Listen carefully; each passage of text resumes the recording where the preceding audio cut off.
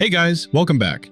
Continuing with our macOS tutorial series for beginners, in this video, I'm going to share with you exactly how to open system settings on your Mac. The first method, which applies to almost every version of macOS, is super simple. Just hover your mouse over to the top left corner of the screen. You'll see the Apple logo. Go ahead and click on that. In the drop-down menu, you'll see an option called System Settings. Now, on some older macOS versions, this was actually called System Preferences.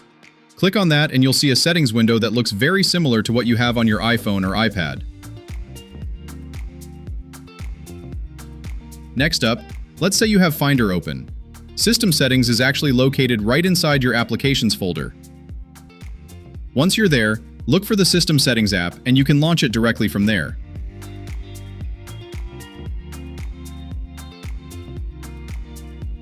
Here is a pro tip.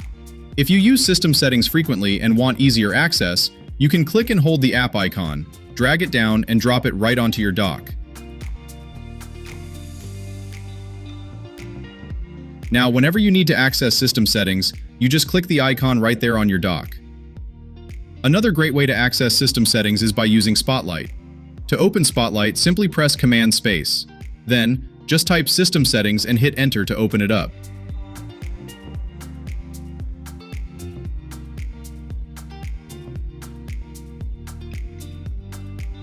Besides using Command Space, if your menu bar has the magnifying glass icon, you can click on that too.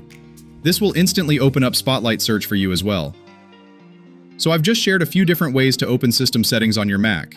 If you're new here, make sure to check out my full macOS playlist for beginners linked in the description below. Thanks for watching, and I'll see you in the next video.